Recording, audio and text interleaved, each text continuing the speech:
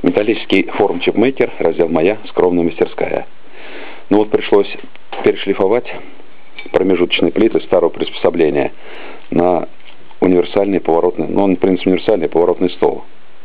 Он крутится и так, в принципе, ну да, в одном направлении и по центру оси. Да я его показывал. Вот. Все шлифовано со всех сторон, кроме длины. Вот, но привычка делать правильно, то есть и по длине упоры были, и фрезеровано, и шпонки, все было сделано, вот, хоть я в 90-х годах делал, то есть шпонки сделаны были размер на размер. То есть даже вот, грубо говоря, винт, сейчас они, да, еще размер-то остался. То есть по плиткам делал ровно 12 и шлифовал ровно 12, даже достигал где-то 5 микрон. То есть, грубо говоря, через текстолит, медным молоточком, шпоночку забиваешь, не требуется ни винтов, ничего. Ну, что будущее этих плит и будущее приспособление? Приспособление было подзаточено под фрезеровку головок под углом. Вот. Ну, как бы сейчас есть и большее приспособление, оно уже большого размера, что-то шлифуется. Вот. У этого приспособления есть плюс, ну, как сказать, он пониже ростом. И параллельки устаканены таким макаром, что вот на LG или на новом китайце, вот, все это проходит. Здесь, конечно, резьба минимально было сделано вот этих. Ну, дорезать можно. Можно в шахматном порядке еще посередине сделать, потому что резьб много не бывает. Вот, приспособление, скорее всего, возможно, придется и переделать в каком плане. Делал я из той плиты, из того, что было. И вот эти торцы, хоть я здесь и сделал резьбы, вот, а плита, может, на какой-то другой пойдет. То есть, если найду плиту, то выгоднее сделать, чтобы плита выходила за территорию самого приспособления. Почему? Потому что вот эта плоскость, она как используется упорная. Она является упорной, так же, как вот здесь резьба на сверлильном станке, промежуточные втулочки, упорные пластины, то есть для базирования головки. Но так как здесь она чуть-чуть меньше приспособления, это сразу автоматически пошло на трудности. То есть непростая, там, допустим, кольцо, оно упирается, здесь размер не позволяет по высоте. То есть желательно, конечно, лучше переделать. А приспособление, оно не пропадет, то есть вот эта плита не пропадет. Она даже, грубо говоря, в каком положении есть, она может пойти на плоскую шлифовку. Пазы можно там через шаг сделать, на разные, насверлить резьб и так далее. Задача найти металл. То есть будет металл, и, соответственно, будет правильное приспособление, более выгодное. Его, конечно, можно модернизировать, то есть там сделать накладные пластины. По правде говоря, даже как бы легче. То есть на ту резьбу привернуть накладные пластины, и будет базировка. Ну да, это более простой способ. Вот. А здесь задача заключается в том, что перефрезеровать шпонки под стандарт 12. То есть это стол, который поворотный, я его фрезеровал по плиткам, точно размер ровно 12. Задача выставиться по индикатору, вот, и по плиткам сделать шпонки 12. Шпоночки я делал с запасом, так что они как бы в активе есть. Также вот не хватает сухарей, хотя я их и делал как-то урывками, да, но их много не бывает. Вот сухари лежат, например, на поворотный стол, вот я начал их кучковать. То есть не то, что там в каком-то месте, а прямо рядом с столом. То есть коробочка уже как бы организовалась. Но хозяйство большое, и, допустим, один стол наверху, один внизу, где-то еще будут заточены, так сказать, с патронами, с каким-то приспособлением и так далее. Вот. То есть сухарей много не бывает. Их надо прогнать партию под десятку. 12 здесь не прокатывает. И под восьмерку. Вот здесь вот, кстати, вот восьмерочка. Раз, два, три. Раз, два, три, 4 восьмерки есть. Это хорошо. А это вот штатные, они с болтами. То есть я их, в принципе, также они будут рядом с приспособлением лежать. Но, скорее всего, не лежать, а, скорее всего, стол. Я досверлю резьбы здесь до конца. Потому что будет стол использоваться для не то, что фрезеровок головок под углом, а на разные детали. Вот то, что он узкий, там вот сухари мешались, то есть тут было все рассчитано по ширине. Вот, конечно, можно было бы сделать выступы, и приспособление, если неподвижное, то есть не раздвижное, то с выступами оно было бы, можно шире было сделать. Но оно было заточено так, чтобы сдвигаться на оси, то есть раздвижное, как у гармонии. Как я вчера объяснял, можно крепить и на крайних точках 4, и на всех 6, ну 6 ни к чему, и вот на самом краю, то есть уже размер стола увеличивается. Как сейчас реклама имеет значение. Насчет резьбы, Максим с Питера проиграл вариант. Я и до этого проиграл. Но у меня даже вот такой напряг, что даже подумать не дают. Вот если на северном станке, ну на НС это не прокатывает, там это само собой.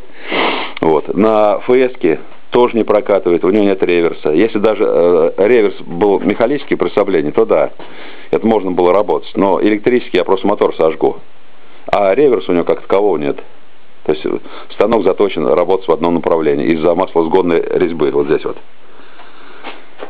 Вот. А радиальный, вот на который я рассчитываю, и резьбы там резать, и сверли и так далее, он у меня полуфабрикатом стоит. То есть лучше поэтапно затачивать в мастерскую инструмент и технологии под определенные виды работ, которые делать моментально.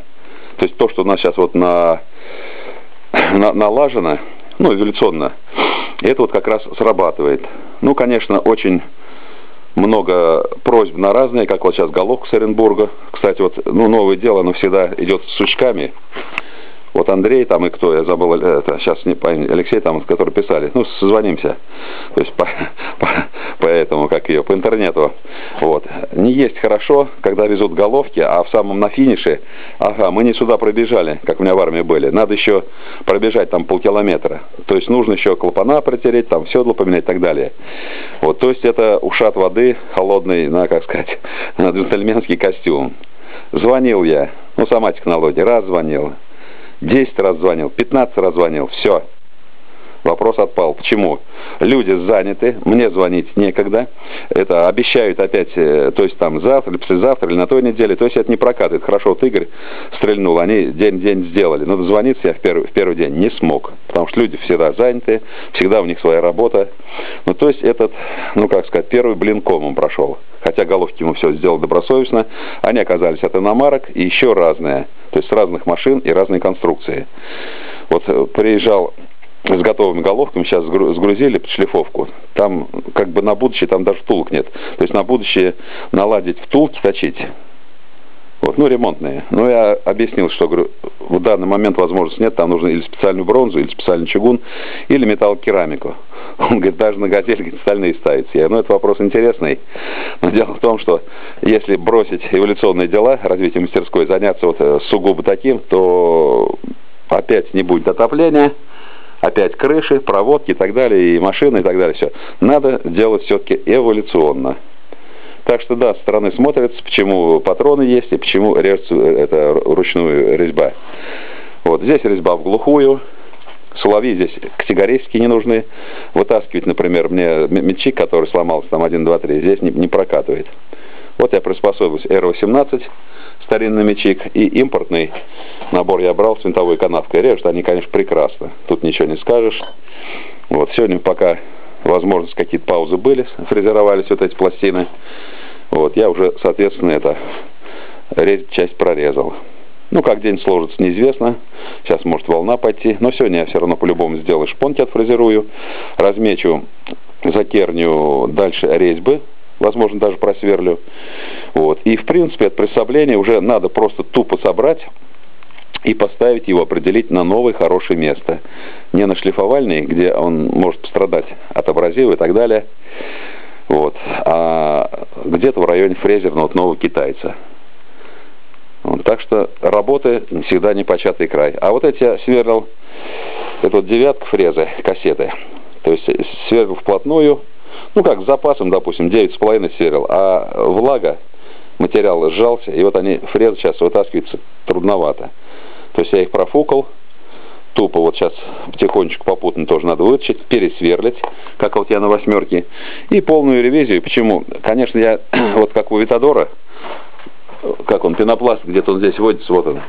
Вот хочу сделать вот кидные, ну, выдвижные столы, и, соответственно, кассеты, они с фрезом будут формированы. Но сколько попыток не было добить этот прекрасный вопрос, пока это не увенчался успехом. Вот Рамиль, который у меня станки покупал, я на деревяшках сделал выдвижные эти, ну, такие кассеты. Там, конечно, это прекрасно. Вот. И когда я продал, до сих пор я восстановить пока не могу, потому что с каждым днем прибавляется работы, и не самой работы, а как бы напряжение по работе. Ну, то есть все едут решить разные вопросы, и это, конечно, сильно тормозит. Но, вопреки всему, придется переламывать, стараться и так далее. Самое главное, чтобы в душе было спокойствие, потому что это, когда начинаешь работу и 15-20 раз ее перебили, то работа уже, вот как вот станки, вот я показывал, я говорю, Господи, не хватило все на все, одного дня. Вот один день мне был бы станок, сейчас он работал бы. Вот сейчас, чтобы по новой возобновить, это нужен и настрой, и подготовка, все собрать, все железки запасные, и таких этих неликвидов, недоделок очень-очень много. Ну, задел есть. То есть станок по-любому он стоит, покупать его не надо, там модернизировать его, это благородная задача. Вот эти все кассеты тоже переиграть. Это я на скорую руку, допустим, там просверлил, что у меня разобрано под размер, они в стеллажах. Это идет дубль. Вот они есть короткие сверла, я покупал на рынке. Они там R18. Вот. Из них можно сделать сфинборы на заточном. Вот. На круглый шлифовальный можно тоже вот наладить, как я планирую сделать. То есть, ну, конечно, на этом быстрее сделаешь. Вот. И наделать всяких сфинборов под основные работы, то есть которые уже идут с дублем. Вот, ребята, сейчас сфинборка одна, тьфу-тьфу, сломается, уже будут проблемы. А в аварийном порядке, как вот я головку дизельную делал, и как многие вещи вот приезжают, скорее, делай, все. Это, ну, не то, что не мой метод, он нелогичный. Это всю жизнь можно так вот дергаться и ничего не сделать, не добиться. И в материальном, и в моральном, и так далее. Вот это столь как раз он есть. Ну вот радует то, что вот я говорю, сколько я мечтал пазы сделать 12. Все, они сделаны все ровно 12. Столу сделана ревизия. Промыл, прочистил, смазал внутри смазочкой. Вот, сейчас только за ним ухаживать и так далее. Вот тумбочку. Если я заряжу в работу, то нижняя эта полка как раз может пойти под этот стол. Вот. Но для этого нужно точить колесики, ревизию делать и, как я говорю, мочить мочало, начиная сначала. Ну, эволюция идет. Даже вот кто со стороны смотрит, и в какой-то степени интересно. Вот с утра тоже торцанул валы, которые мне достались в нагрузку из-под этих моторов. Там качество высокого материала, и резьба, и можно их приспособить под насадки, оправки, то есть переточить, используя материал и хорошие резьбы, можно сделать какое-то приспособление. Так, до новых встреч. У меня как раз чай настоялся.